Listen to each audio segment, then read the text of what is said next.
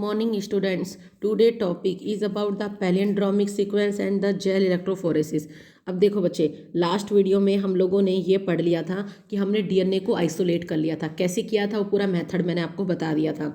अब हम लोग पढ़ रहे थे कटिंग ऑफ डीएनए, और बायो में हम कट करने के लिए किसको यूज़ करते हैं? सीजर। सीजर क्या है? कैंची। लेकिन हमारी कैंची कौन सी होती है? रेस्ट्रिक्शन एंजाइम्स होते हैं। तो मैंने रेस्ट्रिक्शन एंजाइम की फुल डिटेल आपको बता दी थी। अब हम आगे का करते हैं। आगे क्या है आपका? पैलियंड्रोमिक सीक्वेंस। अब सुनो, पैलियंड्रोमिक सीक्वेंस कौन क्या होते हैं?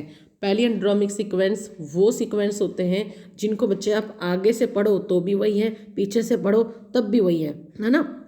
सेम है।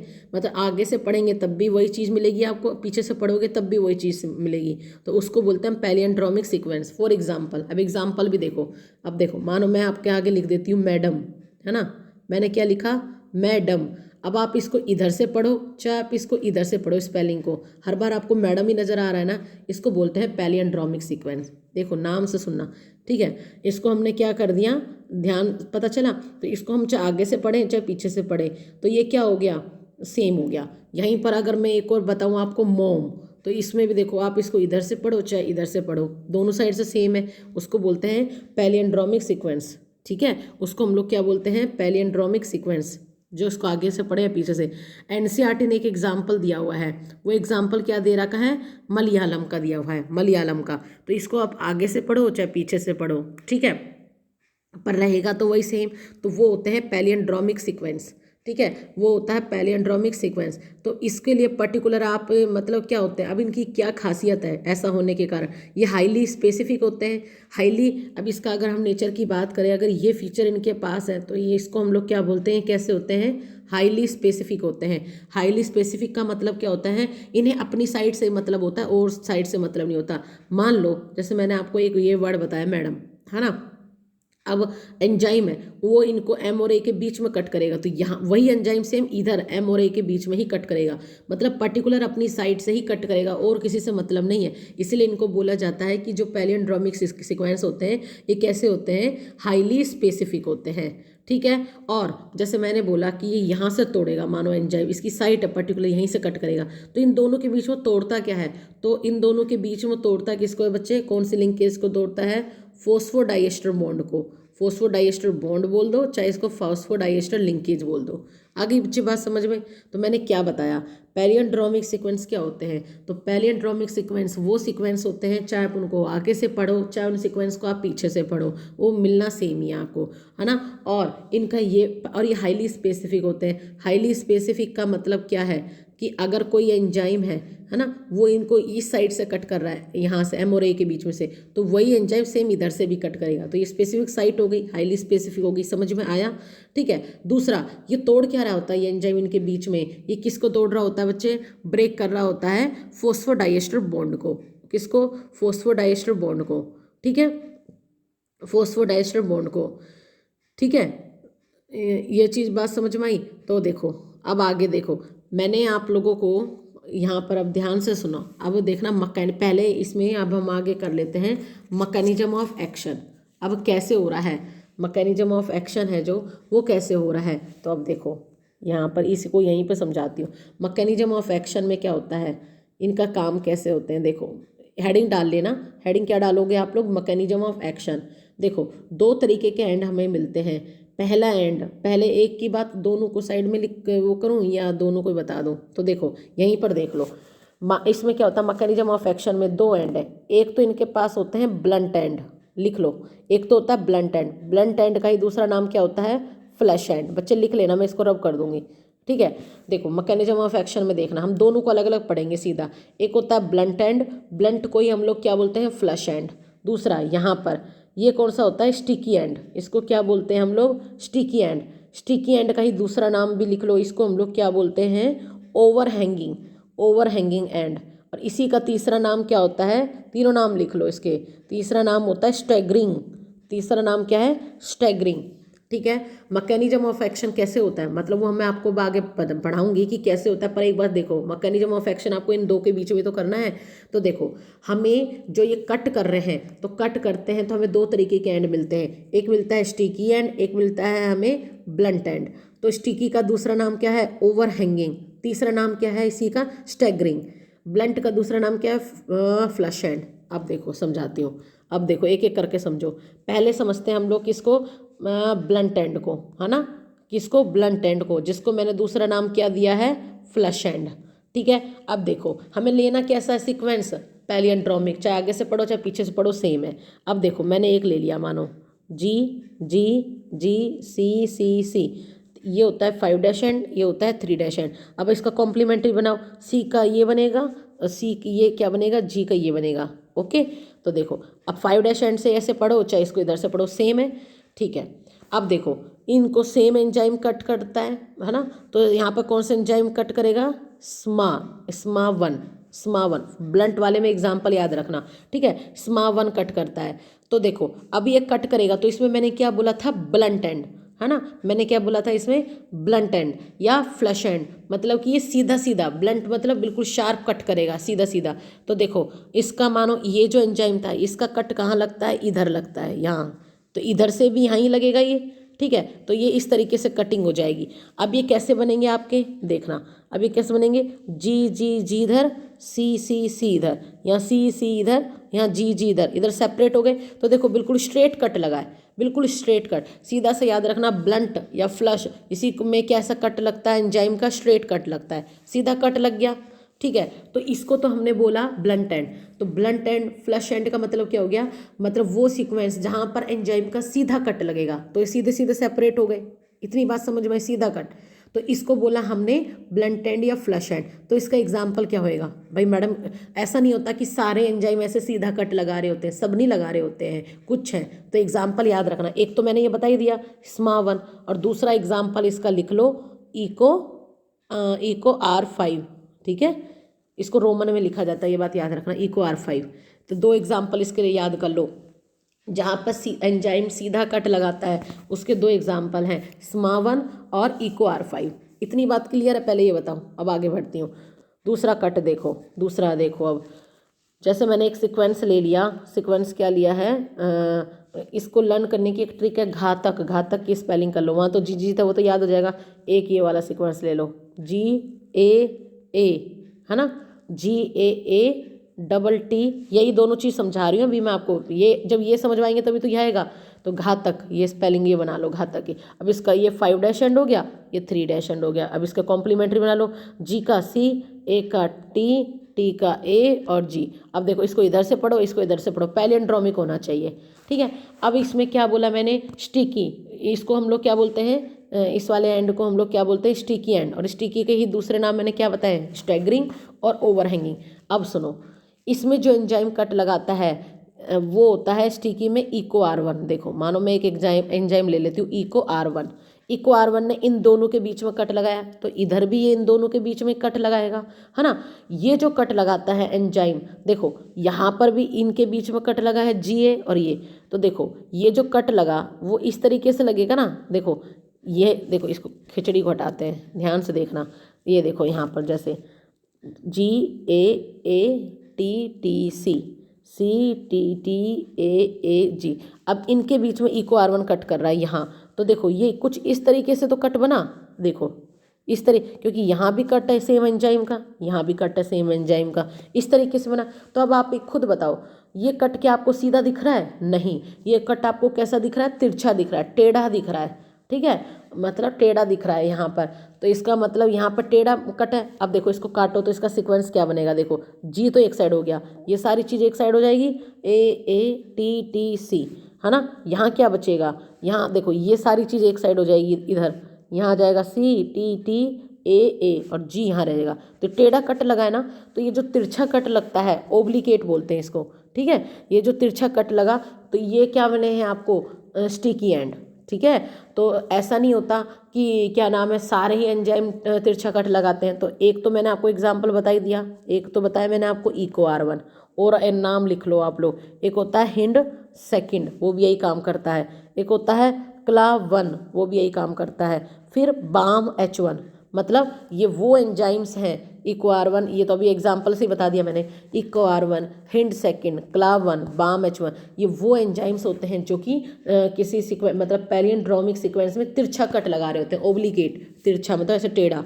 ठीक है, और आप समझ में स्टिकी एंड क्या होता है, तो स्टिकी एंड में क्या होता है, आपको तिरछा कट मिलेगा, ब्लंट एंड या फ्लश एंड उसमें स्ट्रेट कट मिलेगा। उसके एग्जाम्पल दो हैं, SMA 1 और EcoR5। पहले बताओ इतनी बात समझ में आई? ठीक है, इतना कंसेप्ट समझ में आया जो बता रही हूँ मैं? ठीक है, जो बता रही हूँ इसका इतना कंसेप्ट समझ में आया है, तो ये चीज़ है। ठीक है, इसके बारे में इतनी चीज़ है ये। ठीक है, तो ये चीज़ थी। अब देखो यहाँ पर, अब इस इमेज को समझो। देखो अब देखो हम कैसे पढ़ रहे हैं, एक्शन कैसे होता है। देखो एक्शन ऑफ रेस्ट्रिक्शन, ये रेस्ट्रिक्शन एंजाइम तो है। देखो वेक्टर DNA और 4 मैंने आपको पहले ही अभी जब ओवरव्यू दिया था तब मैंने आपको बताया था कि मान के चलो कि ये आयुष्मान था और वो बाला था गंजा, है ना। इसके जीन्स को निकाल करके हमें इसमें पहुंचाना है, लेकिन बीच में एक टैक्सी भी तो चाहिए, और टैक्सी का नाम मैंने क्या बताया था, वेक्टर। तो देखो ये रहा, क्या कह रहा है, वेक्टर DNA और 4 DNA ये आपस में, जैसे अब यहाँ पर हमारे पास जो डिजायर्ड जीन आ रहा है वो टैक्सी में तो बैठ करके जाएगा इसमें, पर ये आपस में भी तो जुड़ने के लिए कोई एंजाइम चाहिए होगा इनको, है ना। वही प्रोसीजर यहाँ पर बता रहा है वो। तो देखो हमने क्या लिया है, एक वेक्टर DNA एक 4 DNA लिया है। देखो the enzyme cut both the DNA strand at the same site. देखो दोनों सेम साइड से काटा, ये अभी मैंने एग्जाम्पल लिया था जो घातक का, है ना। तो इसमें देखो सीक्वेंस में यहाँ से कट लगेगा तो कैसा है, इसका मतलब ये स्टिकी एंड वाला है। यहाँ पर 4 DNA, देखो चाहे वेक्टर DNA हो चाहे 4 DNA हो, अभी मैंने आपको जो बताया था, ठीक है, दोनों में जो कट है सेम एंजाइम से लगेगा तभी आपका रिकम्बिनेंट DNA बनता है। ठीक है, देखो इसको कंसेप्ट को पहले समझो फिर ये डायग्राम। मैंने आपको क्या बताया था कि आयुष्मान की बॉडी से आपने जीन निकाला और आपको ये बाला की बॉडी में भेजना है, उड़ के तो जाएगा नहीं, बीच में टैक्सी चाहिए, और वो टैक्सी क्या होती है, बायो में वेक्टर होते हैं। अब ये देखो, अब ध्यान से सुनो इस डायग्राम को समझने से पहले, ये आपका है वेक्टर DNA, इसको हमने बोला वेक्टर DNA। ये आपका 4 DNA जो आप निकाल रहे हो इसके साथ जुड़ गया। तो अब देखो वेक्टर DNA के साथ जब आपका 4 DNA जुड़ गया तो अब हम इसको क्या बोलेंगे, रिकम्बिनेंट DNA, मतलब ये वो DNA जिसको अब हमें इसके अंदर भेजना है। ठीक है, इतनी बात समझ में आई। तो वही चीज़ यहाँ पर हो रही है। अब देखो जरा, ये रहा यहाँ पर, ये रहा सेम एंजाइम से कट हो गया दोनों साइड से। तो देखो दोनों साइड से ऐसे कट आएंगे आपके पास, स्टिकी एंड समझ में आ गया, ओब्लिगेटरी। तो इधर से भी देखो ये कट ऐसे लगा है तिरछा, इधर से भी तिरछा लगा है, तो दोनों के एंड आ गए। अब ये दोनों एंड एक दूसरे से चिपकेंगे कैसे, चिपकने के लिए दोनों को कौन सा एंजाइम चाहिए होता है, मतलब बाइंड होने के लिए DNA लाइगेज होता है। तो DNA लाइगेज की मदद से जुड़ जाएगा, और देखो अब आपको रिकम्बिनेंट DNA मिल गया ना। ये तो ये होता है एक्शन। ठीक है, ये होता है मैकेनिज्म पूरा। ठीक है, तो वेक्टर DNA प्लस में डिजायर DNA को कट करने के लिए हमने सेम रेस्ट्रिक्शन एंजाइम को यूज करेंगे, EcoR1 को। ठीक है, फिर स्टिकी एंड आपस में जुड़ते किसके थ्रू हैं, DNA लाइगेज के थ्रू। ठीक है, DNA लाइगेज के थ्रू। इतनी बात क्लियर हुई। तो ये था आपका सेकंड स्टेप था ये पूरा आपका। तो सेकंड स्टेप क्या था, पहला स्टेप क्या था, आइसोलेशन ऑफ DNA, हमने DNA निकाल लिया था सबको ट्रीट करके। फिर था दूसरा cut with the restriction enzyme, तो हमने पूरे रेस्ट्रिक्शन एंजाइम की प्रॉपर्टी वगैरह सब कुछ पढ़ ली। तो क्या क्या थी इसकी प्रॉपर्टी, इतनी सारी मैंने बताई। तो इसका मतलब क्या है, इसके लिए रेस्ट्रिक्शन एंजाइम के लिए आपको ATP की रिक्वायरमेंट है, एनर्जी चाहिए ना, बिल्कुल चाहिए। पैलियंड्रोमिक सीक्वेंस चाहिए, बिल्कुल चाहिए, है ना। तो ये चीज़ है, और वो हाईली स्पेसिफिक होना चाहिए। इतनी बात क्लियर हुई? ठीक है, इतनी बात क्लियर हुई। तो यही चीज़ बताई थी मैंने आपको, ये था पूरा पैलियंड्रोमिक सीक्वेंस। अब आता है थर्ड स्टेप। अब क्या आता है आपका, थर्ड स्टेप आता है। देखो थर्ड क्या है, देखो मैंने आपको क्या चीज़ बताई थी, सबसे पहले हम DNA को आइसोलेट करेंगे, फिर उसको हम काटेंगे। अब उसके खूब सारे फ्रेगमेंट बन गए, तो हमें सारे तो नहीं चाहिए, पर्टिकुलर कुछ स्पेसिफिक चाहिए होगा, है ना। तो DNA के फ्रेगमेंट अब हमें चाहिए होंगे, पर्टिकुलर स्पेसिफिक चाहिए होंगे, ऐसा नहीं कि कुछ भी, है ना। तो अब हम उसके लिए क्या करेंगे, DNA फ्रेगमेंट के लिए जेल इलेक्ट्रोफोरेसिस करेंगे। ठीक है, अब देखो यहाँ पर जेल इलेक्ट्रोफोरेसिस मतलब कि आपके पास जितने भी DNA के फ्रेगमेंट हैं, आपने क्या किया, एक सेटअप लगाया। सुनो जरा ध्यान से, आपने क्या किया, एक सेटअप लगाया। ठीक है, उस सेटअप को, इसको क्या बोलते हैं हम लोग, एग्रोजेल। देखो सुनो, ध्यान से सुनते हुए चलना। एग्रोजेल लिया, इसमें आपने अपने सैंपल को रन कर दिया, है ना। मानो यहाँ पर आपने क्या किया है, ये वेल बने हुए हैं, ठीक है, ये वेल है। यहाँ पर आपने अपने DNA के सैंपल को डाल दिया, मोलिकुलर सीचर से कट करके डाल दिया। अब क्या होगा, जेल इलेक्ट्रोफोरेसिस है बच्चे जो, ये इसी प्रिंसिपल पे काम करता है। किस प्रिंसिपल पे, कि यहाँ पर जो फ्रेगमेंट है वो किसके बेस के ऊपर सेपरेट होते हैं, अपने साइज के बेस पर। साइज का मतलब क्या है, जितना बड़ा साइज होगा वो ऊपर रह जाएगा, उससे छोटे वाला नीचे आता हो जाएगा, इस तरीके से, इस तरीके से। तो देखो अब इतने सारे डीएनए के फ्रेगमेंट हैं, हमें क्या पता हमें कौन सा डीएनए का फ्रेगमेंट लेना है स्किन वो हेयर कलर के लिए, तो जो सबसे मतलब छोटा होगा साइज में हमें वो सिलेक्ट करना है। तो वो कैसे करेंगे, जब तक हम जेल इलेक्ट्रोफोरेसिस नहीं करते तो हमें वो फ्रेगमेंट कैसे मिलता।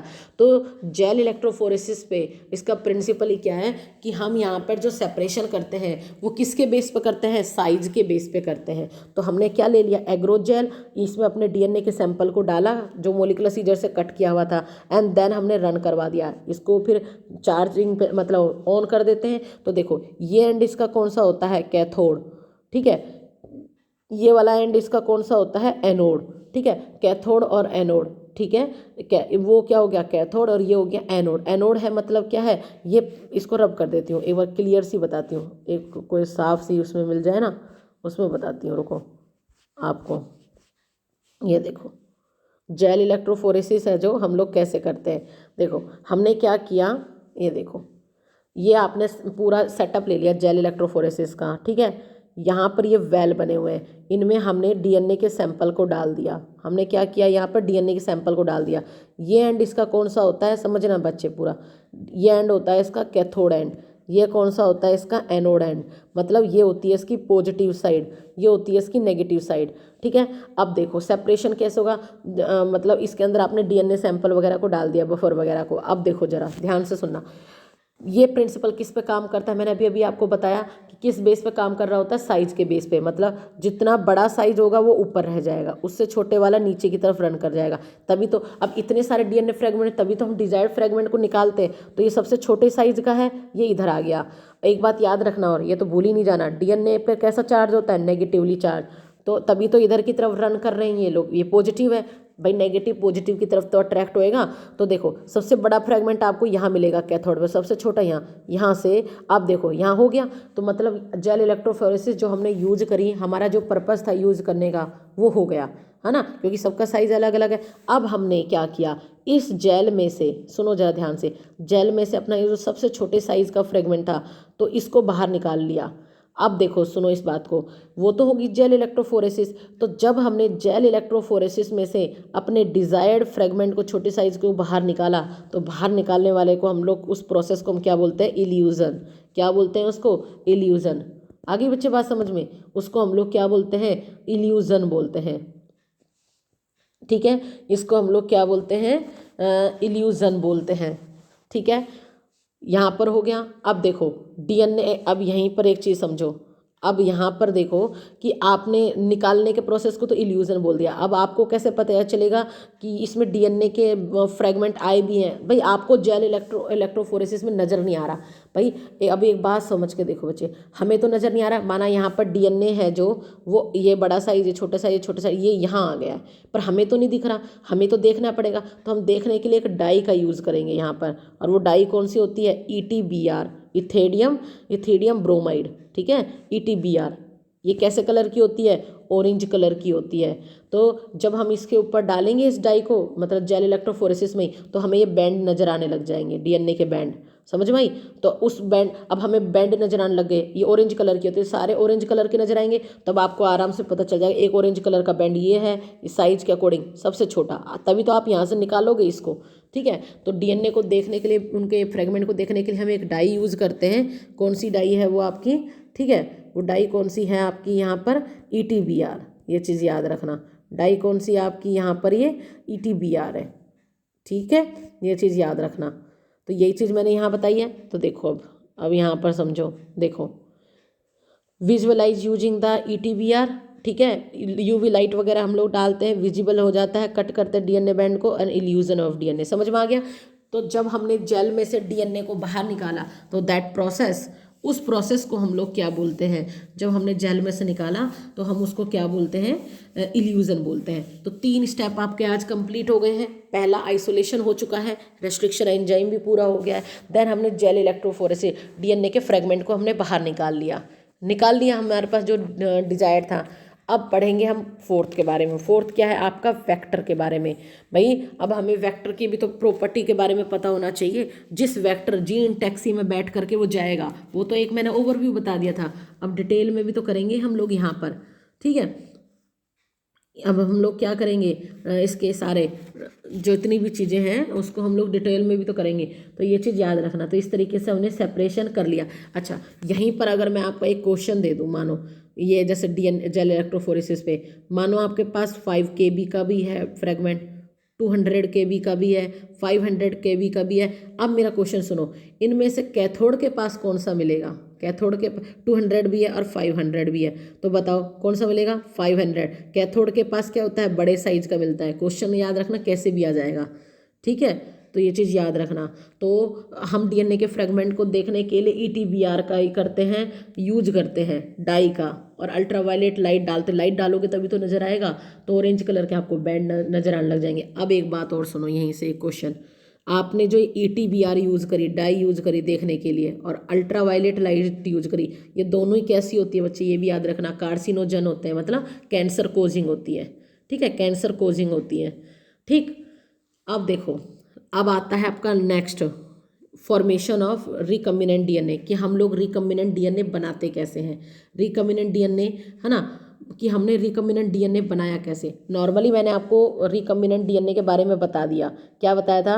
अभी तक आप लोग ये जो फ्रेगमेंट लेकर के आ रहे हो, है ना, ये था, प्लस में अब इसको टैक्सी में बैठाएंगे वेक्टर में, तो जब ये इसके साथ बाइंड कर जाएगा तो इसको हम लोग बोलते हैं रिकम्बिनेंट डीएनए, है ना, रिकम्बिनेंट डीएनए। तो अब हम लोग यहाँ पर वेक्टर्स के बारे में थोड़ा सा पढ़ेंगे कि वेक्टर होते क्या है ना, वेक्टर हैं क्या। भाई हम यहाँ पर वेक्टर के बारे में पढ़ेंगे, जो जीन टैक्सी है, जिसको हमने, ये देखो, जो वेक्टर है, वेक्टर डीएनए, जिसको हमने क्या बोला है कि इसको हम लोग क्या बोलते हैं, जीन टैक्सी भी बोलते हैं। थोड़ी सी इसकी भी खासियत के बारे में पढ़ लेते हैं कि होता क्या क्या है, ठीक है। इसकी भी थोड़ी सी खासियत को पढ़ेंगे कि ये होते क्या क्या हैं। ये सारा स्टेप मैंने एनसीईआरटी का आपको बता दिया, ये रहा। अब आता है आपका ये वाला पार्ट, वेक्टर वाला, ठीक है। एनसीईआरटी में यहाँ तक का मैंने कंप्लीट करवा दिया है। अब पढ़ेंगे हम ये वाला पार्ट, ठीक, जिसको हमने क्या बोला है, वेक्टर। तो सबसे पहली बात वेक्टर के बारे में, वेक्टर को हम लोग क्या बोलते हैं बायो में, जीन टैक्सी भी बोलते हैं, जीन टैक्सी भी बोलते हैं। वेक्टर होते क्या है, वेक्टर कुछ और नहीं है, ये डीएनए के ही मॉलिक्यूल होते हैं, डीएनए के मॉलिक्यूल होते हैं। लिख लिया करो जब ये लाइनें बोलती हूँ, वेक्टर कुछ और नहीं, ये डीएनए के ही मॉलिक्यूल होते हैं, जो कि क्या कर रहे होते हैं, खुद से रेप्लिकेट कर रहे होते हैं, सेल्फ रेप्लिकेट करते हैं, ठीक है। तो वेक्टर क्या है, वेक्टर को हम लोग क्या बोलते हैं, जीन टैक्सी भी बोलते हैं। और ये होते क्या हैं, कुछ और नहीं, डीएनए के मॉलिक्यूल ही हैं, और जो कि क्या कर रहे होते हैं, खुद से रेप्लिकेट कर रहे होते हैं, जो कि क्या कर रहे होते हैं, सेल्फ रेप्लिकेट कर रहे होते हैं। और इनका काम क्या था, अभी एक बात बताओ, ये वेक्टर डीएनए था, अब इनके ऊपर ये फॉरेन डीएनए जो अभी हमने निकाल के लेकर आए हैं, इसको भी तो कैरी कर रहा होता है। तो दूसरा काम क्या हो गया, तो अब वेक्टर के बारे में अगर हम बोलें तो क्या क्या बोल सकते हैं, ये डीएनए के मॉलिक्यूल होते हैं, सेल्फ रेप्लिकेट करते हैं, और कैरी कर रहे होते हैं फॉरेन डीएनए को भी। ये कैरी कर रहे हैं ना फॉरेन डीएनए को भी, मतलब एक तरीके से जीन टैक्सी, मतलब ये व्हीकल्स हो गए।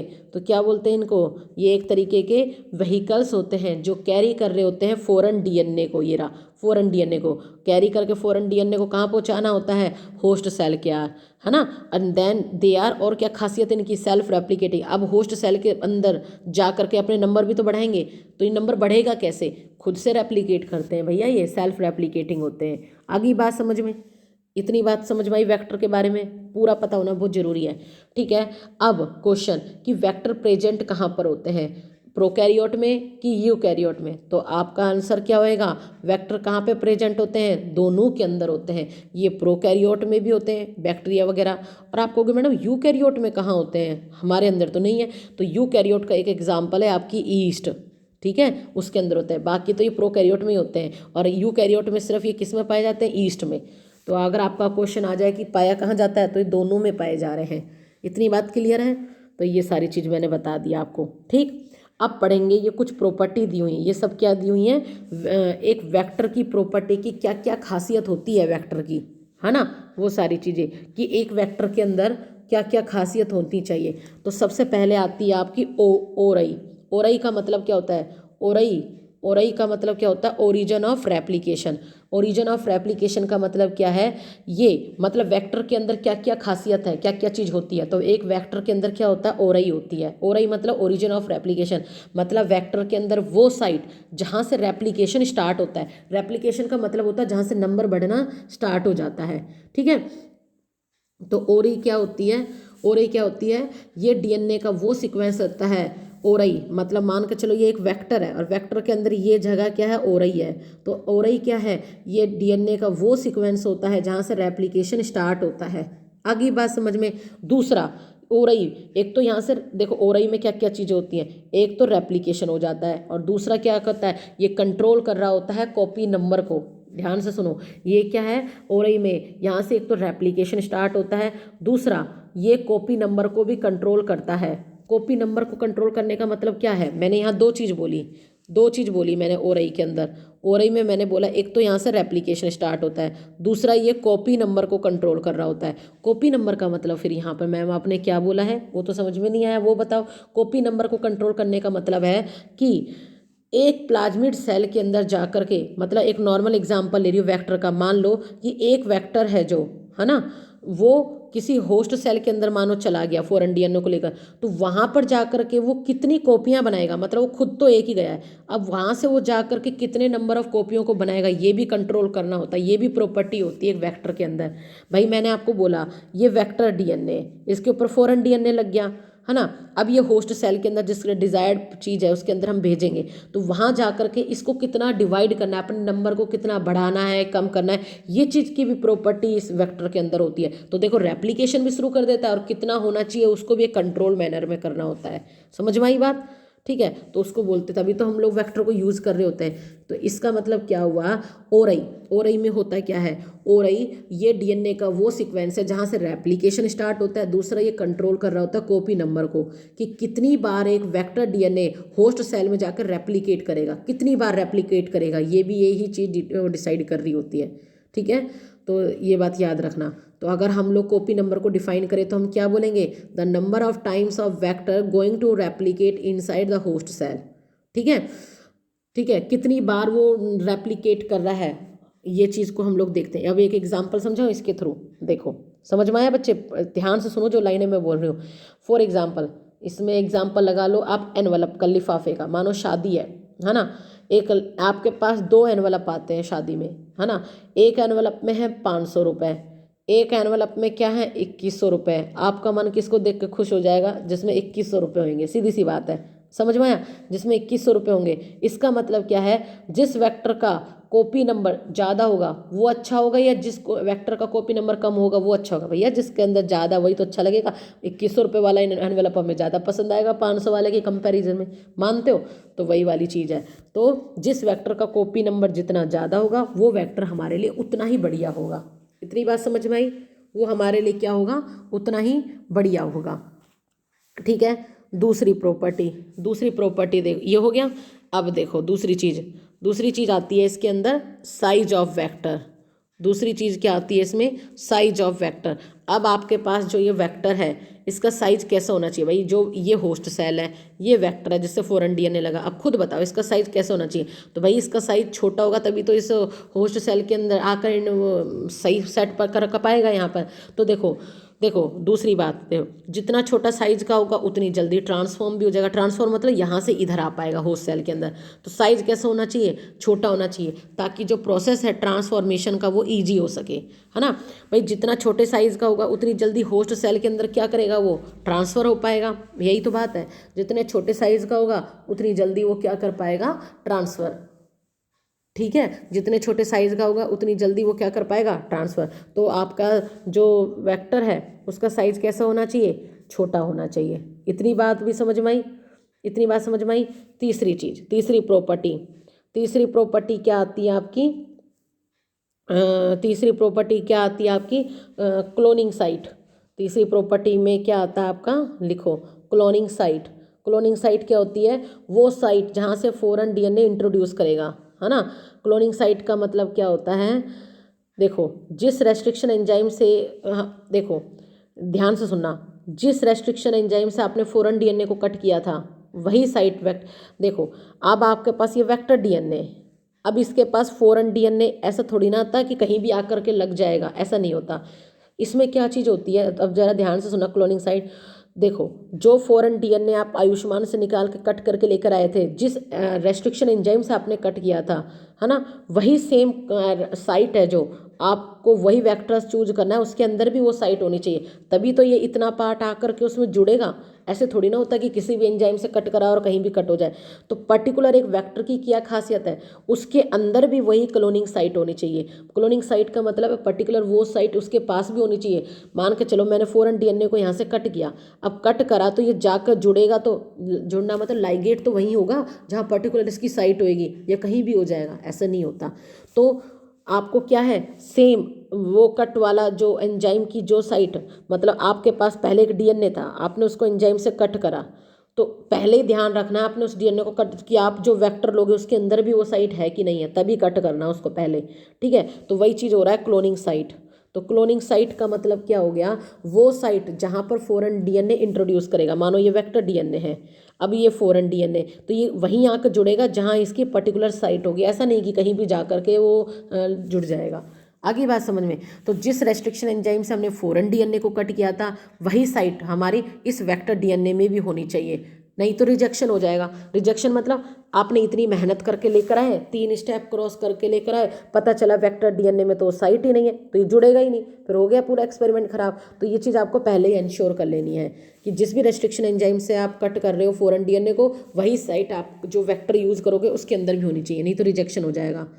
ठीक है, अगर मान के चलो यहाँ पर क्लोनिंग साइट नहीं मिली, तो अब एक बात बताओ, यहाँ पर्टिकुलर साइट नहीं मिली तो फॉरेन डीएनए यहाँ पर जुड़ेगा नहीं, जुड़ेगा नहीं तो रिकम्बिनेंट डीएनए कैसे बनेगा, वो भी नहीं बनेगा। रिकम्बिनेंट डीएनए कैसे बनता है, वेक्टर डीएनए में आपका जो बाहर से जो फॉरेन डीएनए जो फ्रेगमेंट आप तोड़ के लेकर आ रहे हो, जब वो जुड़ जाता है तभी तो हम लोग इसको क्या बोलते हैं, रिकम्बिनेंट डीएनए। तो सीधी सी बात है, जब क्लोनिंग साइट नहीं होगी तो रिकम्बिनेंट डीएनए भी नहीं बनेगा। आगे बात समझ में, ठीक है, तो ये चीज़ याद रखना। तो ये थी आपकी क्लोनिंग साइट जो मैं इतनी देर से बोल रही हूँ। ठीक है, ये क्या थी आपकी क्लोनिंग साइट थी यहाँ से। ठीक, ये थी आपकी क्लोनिंग साइट थी। देन देखो, ये तो हो गया। इसके बाद अब आता है आपका अब देखो, ये क्लोनिंग साइट होगी पर्टिकुलर एक, है ना, ये हो गया। इसके बाद आता है आपका क्लोनिंग साइट भी होगी। अब देखो, अगर मानो क्लोनिंग साइट पर्टिकुलर हुई तो देखो ये आपका क्या आ गया, फ्रेगमेंट आ गया। ये क्या है आपका वेक्टर डीएनए है। अब ये इसके साथ जुड़ गया।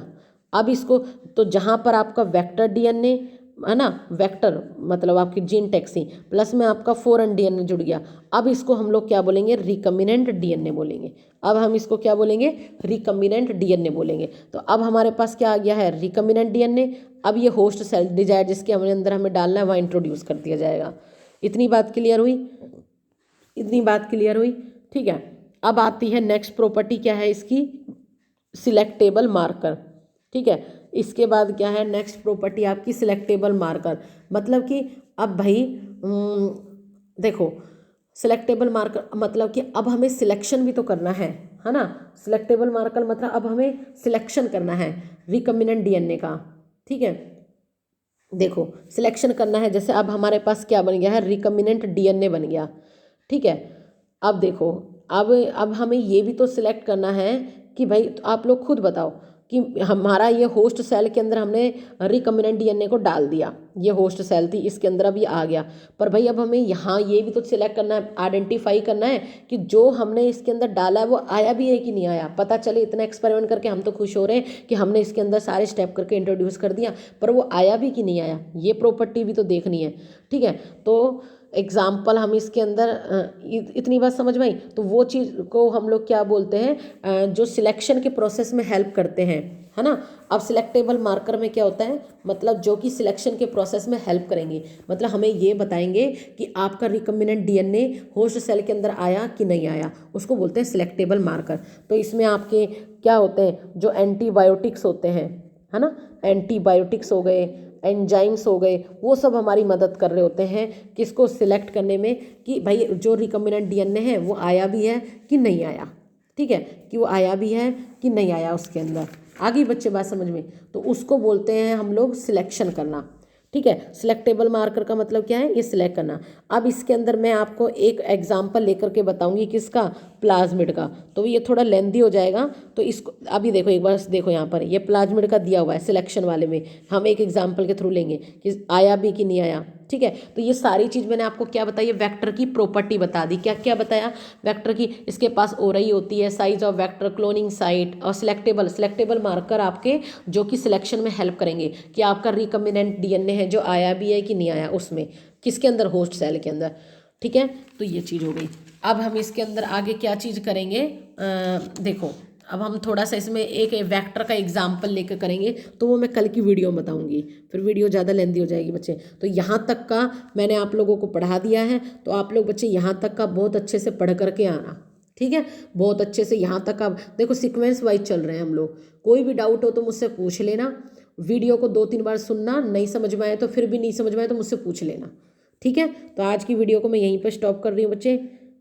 ठीक, थैंक यू।